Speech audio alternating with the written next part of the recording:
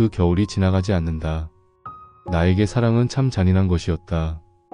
아름다웠던 순간은 너무 짧았고 그 뒤엔 끝없는 그리움만 남았다. 사람들은 말한다. 시간이 지나면 다 잊힌다고. 하지만 나는 아니었다. 1995년 12월 서울역 2번 승강장. 차가운 겨울바람이 플랫폼을 휩쓸고 지나가던 그 오후를 나는 지금도 선명하게 기억한다. 사람들의 숨은 하얀 연기가 되어 공중에 떠올랐고 기차를 기다리는 사람들의 발걸음 소리가 콘크리트 바닥에 메아리 쳤다. 그때 수진이가 내게 말했다. 이제 우리 그만하자고. 그 말을 들었을 때 나는 순간 귀를 의심했다. 무슨 말인지 알면서도 알고 싶지 않았다.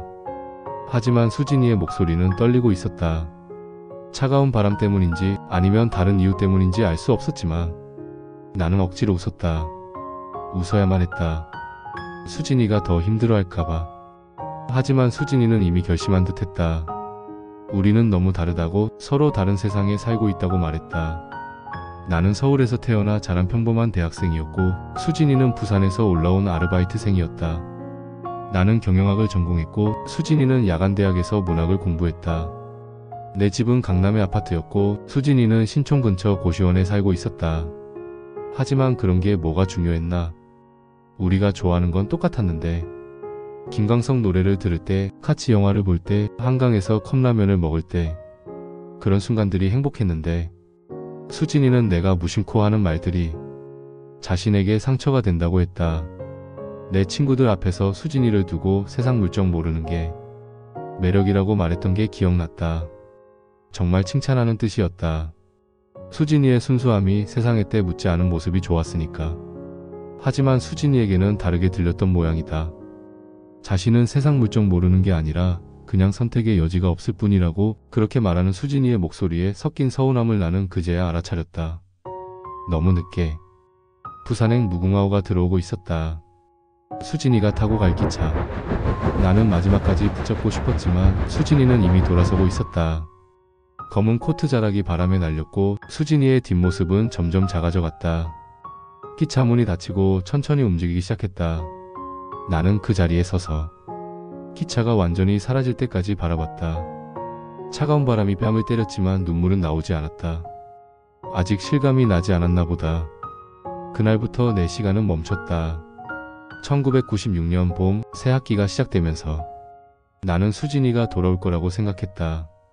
분명 야간 수업을 듣기 위해 다시 서울로 올라올 거라고. 하지만 친구를 통해 들은 소식은 수진이가 부산에서 취업했다는 것이었다. 백화점에서 일하고 있다고 했다. 그제야 현실이 됐다. 수진이는 정말 돌아오지 않을 거라는 게 저녁 때가 되면 습관적으로 학교 앞 전화박스로 향했다. 10원짜리 동전을 넣고 부산 지역 번호를 눌렀다. 하지만 수진이의 번호는 이미 바뀌어 있었다. 현재 사용되지 않는 번호라는 안내 멘트를 수십 번 들었다. 대학로의 작은 다방 옛날에서 혼자 앉아있으면 문득 수진이를 찾게 됐다. 커피 한 잔에 800원이던 시절, 우리가 자주 가던 그곳. 사장 아주머니는 수진이가 언제 올라오느냐고 물어보셨지만 나는 대답할 수 없었다. 밤이 되면 수진이의 이름을 불렀다. 대답이 없다는 걸 알면서도 습관처럼 불러왔다. 혹시 어딘가에서 들을까봐. 혹시 수진이의 마음도 잠시 흔들릴까봐. 1996년 여름, 대학가에 PC방이 생기기 시작했다. 나는 하이텔, 천리안 같은 통신 서비스를 뒤졌다. 수진이라는 닉네임으로 활동하는 사람들의 글을 하나하나 읽어봤다. 혹시 수진이가 쓴 글이 아닐까 하는 마음에. 하지만 편의점에서 야간 아르바이트하고 백화점에서 일하는 수진이에게 그런 여유가 있을까 싶기도 했다. 1997년 IMF가 터졌다. 나라 전체가 휘청거렸고 사람들은 금 모으기 운동에 참여했다. 나도 졸업을 앞두고 취업 걱정에 시달렸다. 그런데 문득 수진이가 걱정됐다. 부산에서 혼자 일하고 있는 수진이가 경기가 나빠지면 제일 먼저 잘리는 건 아르바이트생들이니까. 친구가 부산 출장을 간다고 해서 혹시나 하는 마음에 수진이 안부를 전해달라고 부탁했다. 일주일 뒤 돌아온 친구는 수진이를 보지 못했다고 했다. 백화점에서 물어보니 작년에 그만뒀다고 했다. 수진이는 또다시 내 시야에서 사라졌다. 1998년 군대에 갔다. 논산 훈련소에서 편지를 쓸 때 습관적으로 수진이에게 쓸 뻔했다. 받을 사람이 없다는 걸 알면서도 사랑하는 수진이에게로 시작하는 편지를 몇 번이나 썼다가 찢어버렸다. 보낼 주소가 없었으니까. 부대에서 휴가 나왔을 때 부산에 갔다. 수진이가 있을 것 같지는 않았지만 그래도 가봐야 할 것 같았다. 부산역에 내렸을 때 그 느낌을 잊을 수 없다. 바다 냄새와 갈매기 울음소리, 그리고 사투리로 떠드는 사람들의 목소리. 수진이의 고향이었다. 광복동 남포동을 걸으며 혹시 수진이가 나타날까 하는 막연한 기대를 했지만 당연히 만날 수 없었다. 부산이 얼마나 큰 도시인데 해운대 바다에 앉아서 수진이를 생각했다. 여기서 자란 수진이가 서울의 차가운 겨울을 어떤 마음으로 견뎠을까? 내가 수진이에게 따뜻함을 줄 수 있었을까? 2000년 새천년이 됐다. YK니 뭐니 해서 난리였지만 세상은 그대로였다. 나는 제대하고 취업 준비를 했다. IMF의 여파는 아직 남아있었고 취업은 하늘의 별따기였다. 어느 날 친구들과 홍대 클럽에 갔다. 90년대 말부터 시작된 클럽 문화가 본격화되던 시절이었다. 술을 마시고 춤을 추면서 수진이를 잊으려고 했었다. 하지만 음악이 멈추고 혼자 집에 돌아가는 길에는 또다시 수진이가 떠올랐다. 수진이가 좋아하던 김광석의 서른 즈음에를 흥얼거리면서 모든 것이 내게는 추억이 되고 그 가사처럼 수진이와의 모든 것이 추억이 되어가고 있었다. 2001년 드디어 취업했다. 작은 회사였지만 그래도 정규직이었다. 월급을 받고 나름대로 안정된 생활을 하게 됐다. 동료들이 소개팅을 주선해줬다. 괜찮은 여자들이었다.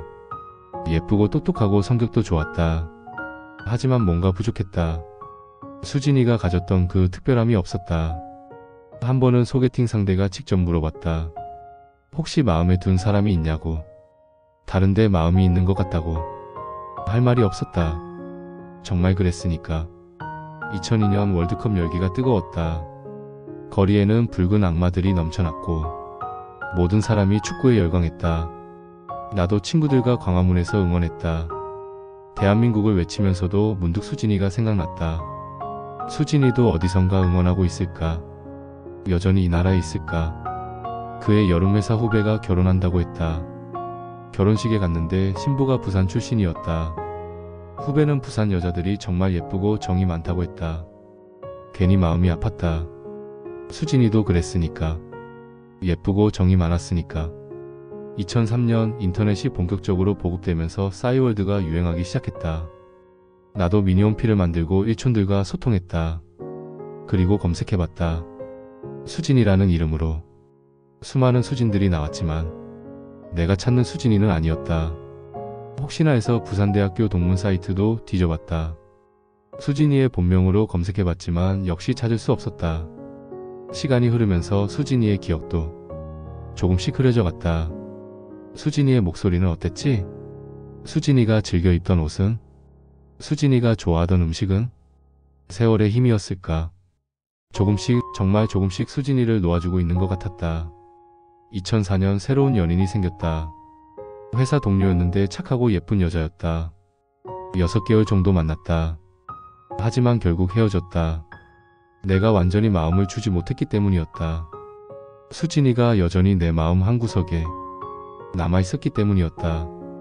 그녀가 마지막에 물어봤다. 아직도 예전 여자친구를 생각하냐고. 미안하다는 말밖에 할 수 없었다. 그렇게 2004년도 지나갔다. 어느덧 수진이와 헤어진 지 10년이 가까워지고 있었다. 어느 날 집으로 돌아가는 길에 서울역을 지났다. 그때 그 2번 승강장은 이제 KTX 승강장으로 바뀌어 있었다. 세상은 그렇게 변해가고 있었다. 하지만 내 마음속의 시간은 여전히 그 겨울 오후에 멈춰 있었다. 1995년 12월 수진이가 돌아서던 그 순간에 몇 해가 더 지났다. 세상은 많이 변했고 수진이도 나도 다른 곳에서 살아간다. 하지만 내 마음속의 시간은 여전히 수진이가 떠나던 그날에 멈춰 있다. 오늘 아주 오래된 길을 걸었다. 내 발이 멈춘 곳은 그 역이었다. 여전히 같은 자리에 같은 철로 위에 겨울바람이 불고 있었다. 나는 조용히 앉아 수진이의 이름을 불렀다. 바람이 스쳐가며 내 목소리를 먼 곳으로 데려갔다. 마치 수진이가 들을 수 있을 것처럼. 그리고 그 순간 멀리서 들려오는 기적 소리에 나도 모르게 눈을 감았다. 수진이의 얼굴이 떠올랐다. 그때처럼 웃고 있는 수진이. 사랑은 그렇게 내게 남았다. 슬프도록 아름다운 채로. 밤이 되면 나는 여전히 수진이의 이름을 부른다. 대답이 없다는 걸 알면서도 습관처럼 불러본다. 혹시 어딘가에서 들을까봐. 혹시 수진이의 마음도 잠시 흔들릴까봐. 사람들이 다정하게 손을 잡고 걷는 거리를 지나면 나는 나도 모르게 고개를 돌린다. 수진이와 걷던 골목, 수진이와 마주 앉았던 카페, 어느새 그 모든 게 나를 찌른다. 다시 돌아갈 수 있다면 수진이에게 아무 말도 하지 않고 그냥 손만 꼭 잡고 있었을 것이다. 그때 왜 그렇게 서툴렀을까? 왜 내 사랑을 끝까지 지키지 못했을까? 오늘도 나는 수진이를 그리워한다. 그리고 알고 있다. 이 그리움은 영원히 끝나지 않을 거라는 걸.